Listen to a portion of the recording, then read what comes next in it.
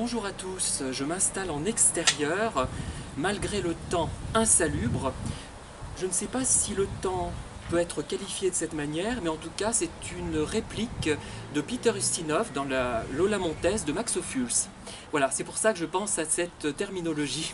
Mais bon, décidément je suis tout le temps dans les mêmes choses, dans le cinéma des années 40-50. Bon, et bien maintenant, comme promis, je vais vous parler de la psychologie un petit peu scientifique.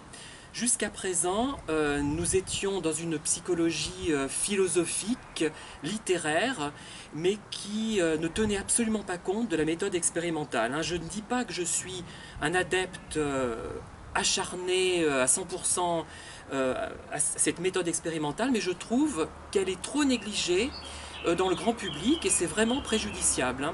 Je pense que certains phénomènes peuvent être envisagés d'une autre façon.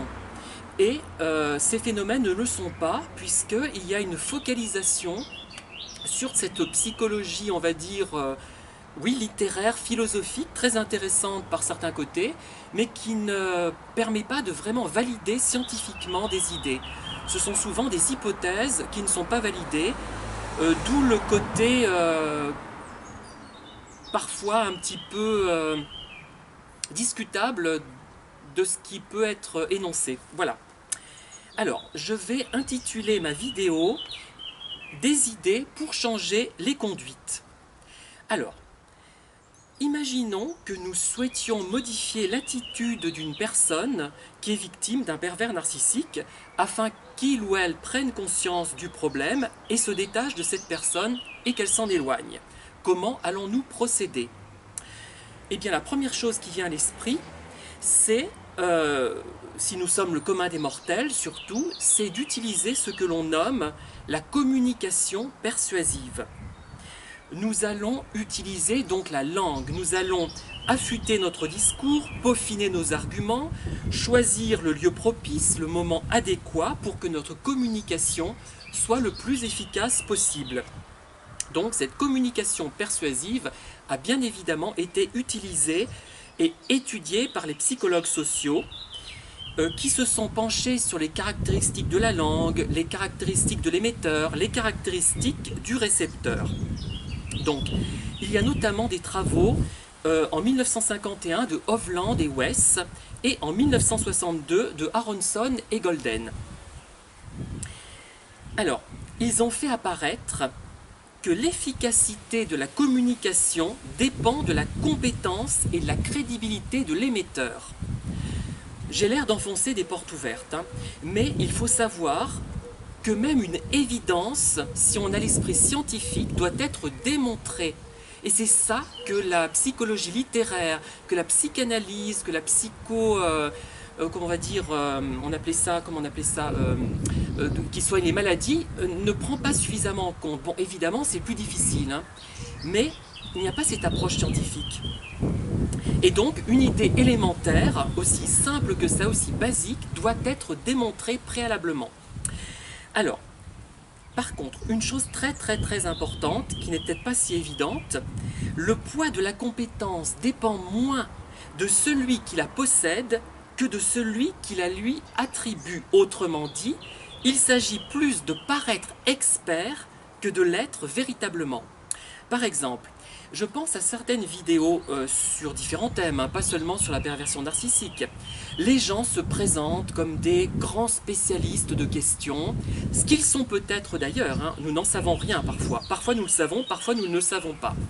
Mais ces gens-là, je ne suis pas sûr qu'ils soient forcément plus compétents que ceux qui proposent une approche plus amusante, plus ludique, qui sont plus fantaisistes, qui font d'autres vidéos sur d'autres thèmes. Voilà. Et on leur associe plus de crédibilité puisqu'ils savent mieux manier les médias, notamment, je pense aux faux abonnés, ça c'est évident, aux fausses vues des vidéos, etc. Voilà. Donc il faut paraître intelligent et ne pas l'être forcément. Voilà, c'est comme ce que disait Roberto Rossellini à Ingrid Bergman, son épouse. Tais-toi, tu as l'air intelligent. Ce qui n'était peut-être pas vrai d'ailleurs, c'est peut-être un peu un mufle.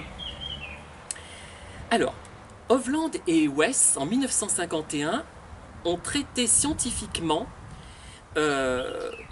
l'idée qui paraît triviale, selon laquelle le poids et la crédibilité de la source a beaucoup d'importance sur le processus d'influence. Il soumet à des étudiants 4 communications différentes sur des thèmes aussi variés que la fabrication de sous-marins atomiques ou l'influence de la télévision sur le public. 2 de ces communications sont attribuées à Oppenheimer, éminent physicien, donc source crédible, et 2 autres communications sont attribuées au journal russe La Pravda. N'oublions pas que nous sommes aux États-Unis et en plus en 1951. Alors, La Pravda est une source donc moins crédible que le scientifique Oppenheimer. On mesure donc les attitudes avant et après le message. Voilà. Et donc il y a tout l'arsenal de la psychologie expérimentale avec traitement statistique des données notamment. On veille à ce que les données soient recueillies de façon rigoureuse en évitant le plus possible les biais. Bon, c'est pas toujours facile. Voilà. Alors, ces résultats montrent un changement entre avant et après, en direction du message d'Oppenheimer, et une absence d'influence du message en provenance de la Pravda. On a mesuré avant le message d'Oppenheimer et de la Pravda, et après le message d'Oppenheimer et de la Pravda. Enfin, les messages attribués à ces 2 sources.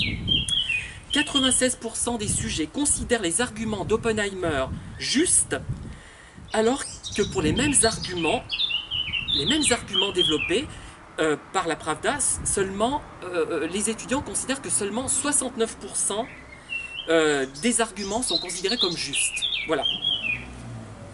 Voilà. Donc, on a démontré l'importance de la crédibilité de la source. Une source est crédible, celle d'Oppenheimer, donc cette source a une influence plus forte entre avant et après, et on a constaté que lorsque les messages sont attribués à la Pravda, l'influence est moins forte. Donc 96% dans un cas et 69% dans l'autre. Alors, plus intéressante, une mesure effectuée quelques semaines après cette expérimentation inverse les résultats. C'est-à-dire que l'impact du message à haute crédibilité diminue radicalement et l'autre, par contre, augmente. C'est-à-dire que il y a une sorte d'effet à retardement, et d'ailleurs c'est comme ça que ça s'appelle, c'est l'effet à retardement.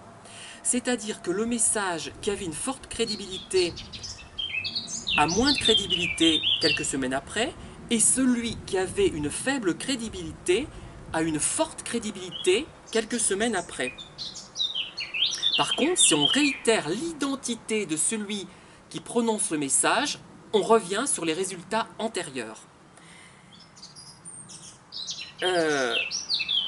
Cela vous fait sans doute penser à quelque chose. Moi, je pense tout de suite à quelque chose, à l'influence minoritaire et l'influence majoritaire. Vous savez que l'influence majoritaire d'une majorité par exemple, d'idées, a une influence à court terme, mais à long terme, elle disparaît progressivement. Et une minorité, par contre, a de l'influence nulle, a une influence nulle pratiquement sur le court terme, mais sur le long terme, elle a de l'influence.